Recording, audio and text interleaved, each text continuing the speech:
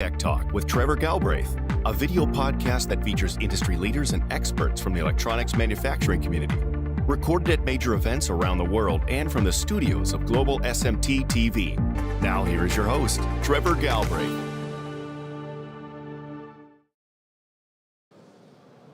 And welcome to day 2 here at SMT Connect. I'm delighted to be joined by the first of my guests today, which is Mike Hayward from ECD. Nice to see you, Mike. Hi, Trevor. How are you doing? I'm doing great. And I just wanted to do a quick recap because we spoke to ECD at Apex earlier this year. You brought out a new iteration, or the next successor in the Mole family. The Mole's been around for a long time as one of the world's leading profilers, but you brought out one that was portable. Had a lot of connectivity to it.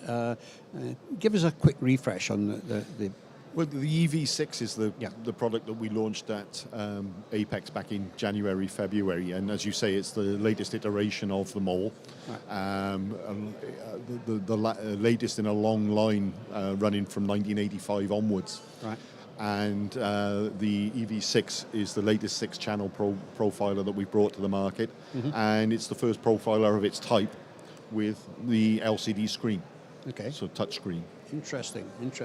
So you've introduced it to the market, and what sort of feedback have you been getting from people? The feedback has been amazing. Yeah. One of the most frequent questions we're asked is how can we make profiling easier? And by not having to plug it into a PC as frequently as you may have to, it's made the whole thing a lot easier. In fact, the iteration that we're launching here at SMT effectively turns the tool into a gauge. Really? So you don't need to interact with a PC at all. All of the information is available on the screen. You can configure the instrument, but most importantly, interrogate the instrument. And by making it a gauge and having KPI tables that change color, I think there's a graphic that we may be able to pop up of that. Okay. What we see here is we actually program the profiler with its KPIs and upper and lower specification limits.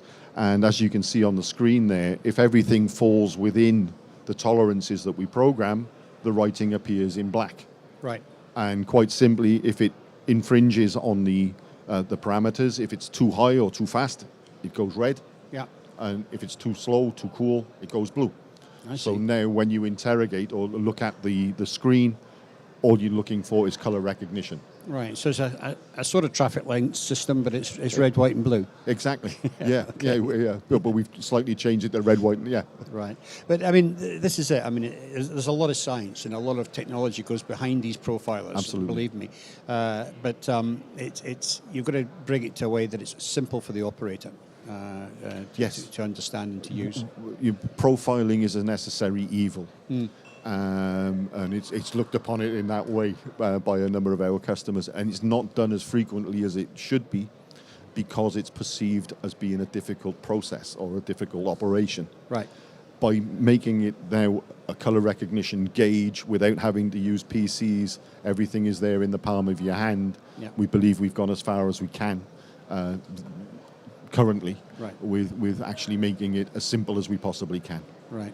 So this gauge system is actually an add-on to what we actually saw in Apex. Effectively, yes. Yeah. It's a small add-on, but it is something that is relatively new to the instrument.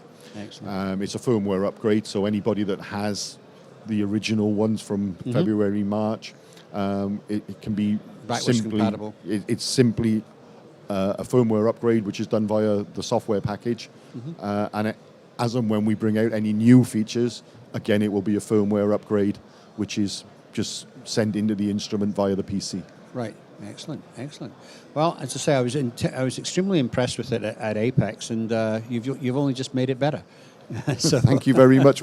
We hope so. And obviously, the EV is the latest iteration, and we do have a lot of plans for the future. Certainly by the end of this year at Productronica. To bring some more exciting things to the market. Fantastic. Well, we'll certainly look forward to that. And, thank you for coming in and telling us about the upgrade here today. Thanks, Trevor. Always good to see you. Okay. Take care. So coming up after the break, we're going to be talking to Jürgen Ries from ASUS here in Germany. Perfect. Thank you.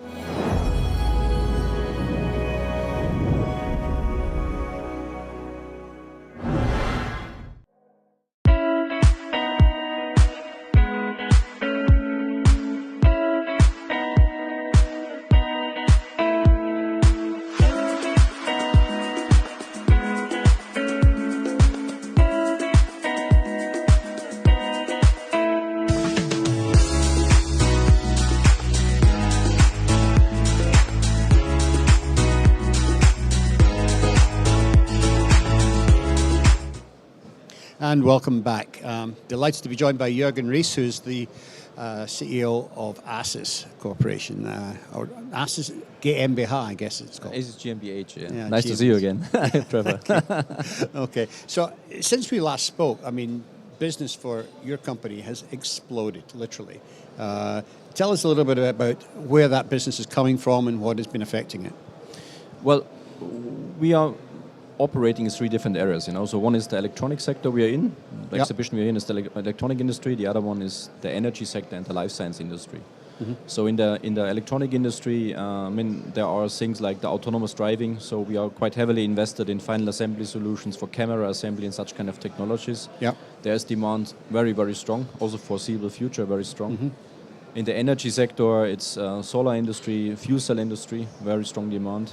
Right. And life science is anyway growing. So these are areas where a lot of future trends are very stable and there is a high demand. And the way we operate is that the technologies we develop, we can use across this kind of different sectors. Mm-hmm. And that's the way we distribute our business over there. Interesting. Well, I've got certain views on the EV industry, which, don't need to go into today. But I mean, you're saying you're working in fuel cells. Fuel cells is really interesting, but the applications so far seem to be for things like trains, trams, and very heavy vehicles. Yeah. Is that really where its future is? Well, there will be a mix of different kind of technologies. Battery will get better and better, and battery is heavily invested now in the cars. But for the more heavy kind of vehicle applications with a big battery pack is more difficult. So the fuel cell is there interesting. So our customers there, they are like in the truck industry, or the solid state one, which is like powering whole facilities. Or like if you see a server park from Google, which on very high electric consumption, they want to go green, and they use typical fuel cell to power the whole server park.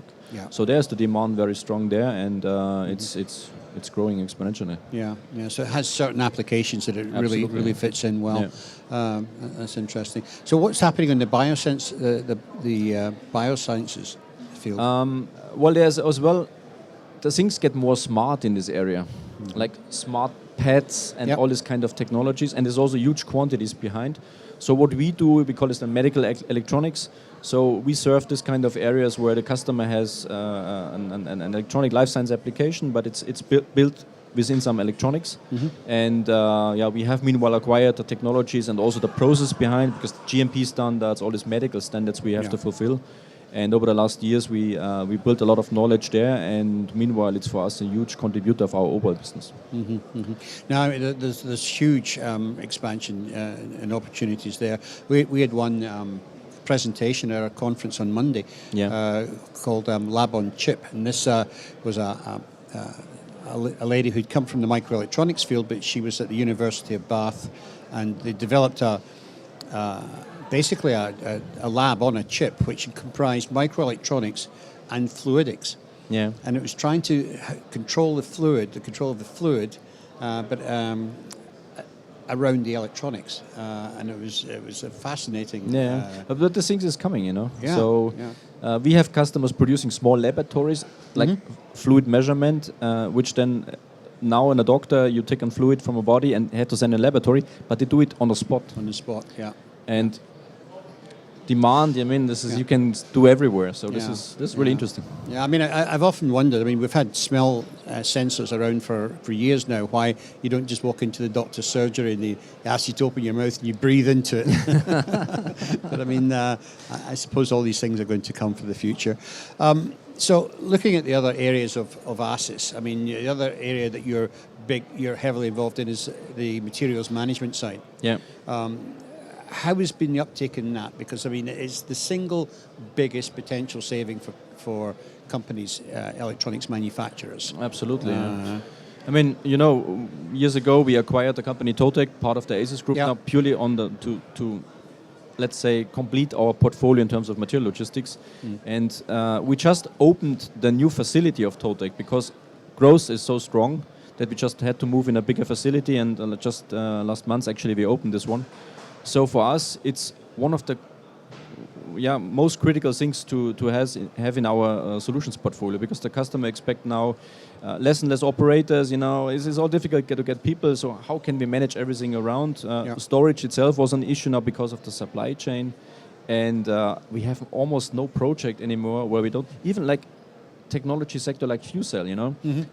We have a customer there where we have the complete turnkey. Also there we handle the material logistics. We do the bipolar plates, stack them, store them in a warehouse, and it's fully automated, Right. with AIV transport.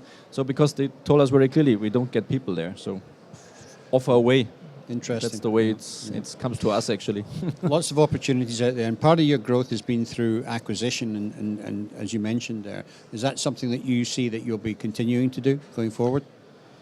Well, historically, our acquisitions were always to acquire technology knowledge. So never like market share or capacity, but different technologies. Like when we have been taking over Totec, when we have been taking over ECRA, Okay. The last acquisition we did this year, the company Myco, which is now the ASUS Assembly Solutions, this was purely about capacity, because this was on manufacturing for customized machines.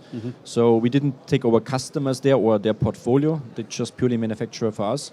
So this was purely to address capacity in terms of space, workers with the manufacturing site here and in China, so in Germany and in China. So for the future, for sure, we will further look into any other kind of technology we want to maybe acquire if we not develop it by ourselves.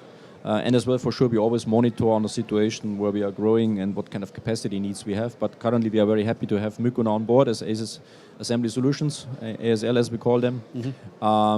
But let's digest this first now. Okay. Well, as I say, there's lots happening in the world, and of course, we're moving into it's a Productronica year. I'm sure we're going to see lots of new things coming from ASUS at that show. Definitely. Yeah. We will be highly invested there again, yeah. Okay, good. So we'll look forward to seeing what you have there. But anyway, for now, Jürgen, I want to thank you very much for coming in to give us an update on what's happening. Thanks. And we'll see you in Munich in November. Pleasure. Okay. Thank you. Thank you. Coming up after the break, we're going to be doing a roundup with Keith Bryant of some of the action on the show floor today.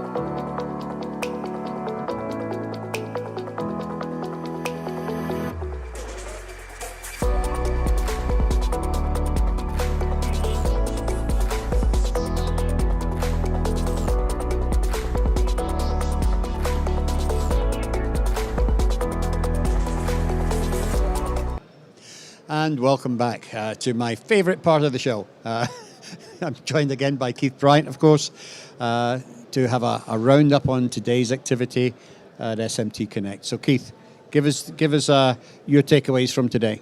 Well, today the show's been really busy. Yesterday the exhibitors were happy because the quality of the visitor was good. Good. And it seemed to be a case of people were only coming if they had a reason. Right. And I mean, I haven't had a chance to talk to exhibitors about today, but the show floor has pretty much been buzzing for the whole time. Absolutely. And I won't say the same as it was before COVID, but at least it was a very good level of visitors. So hopefully Definitely everyone will be happy. Absolutely. So, I mean, yesterday you actually managed to find 3 new products around the show floor. Did you find any more today? Yes, one in a place that I wouldn't have expected to find it, to be honest. Okay, do tell more. Well, it's what I would describe as a smart manual assembly station, and it's on the Panasonic Connect booth. Okay. Well, I saw a glimpse of that too. But so I think some of the times the simplest machines are the best. Or it's not even a machine; it's actually a station. It's actually a system. I mean, it's relatively automated. It's pretty foolproof. It's easy to program. It's easy to set up. The AOI part of it monitors what you're doing, and it makes sure if you've got boards with components with coplanarity that they go in the right way round. I hate to use the word foolproof, but it's about as foolproof as you can get an assembly station to be. Right. I mean, it's got top-down cameras that obviously look at the assembly and project a beam onto where you should be working. It's got the bins where they are color-coded and using sensors, so it tells you which bin to pick from. And if you try to pick from the wrong bin, it goes red and makes an alarm noise. Yep. If you put a component in the wrong way round, it won't let you move on to the next step until it's the right way round. Right. So not only is it showing you where to put the components, but let's call it AOI is actually checking the component once you've put it in. And they said that within a production factory there are still things that have to be hand assembled. Yes. And they were seeing more and more of their customers complaining about the fact that we've built 98% of this board absolutely perfectly, and somebody's put something in the wrong place, and the customer their end customer doesn't allow them to do more than one soldering operation, so they can't desolder the component and put another one in. They've got to throw the board away. Yeah. No, definitely. I mean, it certainly makes the instructions to the operator very, very clear. It couldn't be clearer, but it also stops them from making mistakes and errors, really. Even if you've got components that have the same footprint in terms of pins and the same kind of shape, if it's not the right part number in the right place, it tells you. Yeah. So there you go.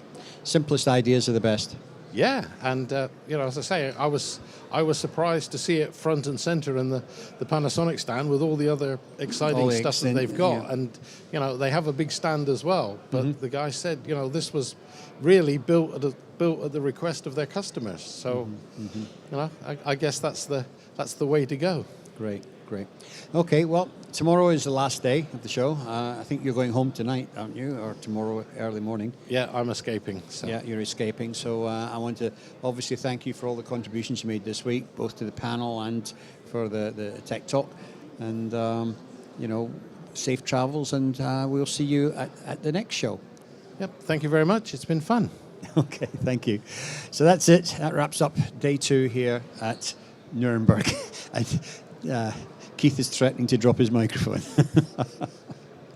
Thank you very much, and we'll see you next time.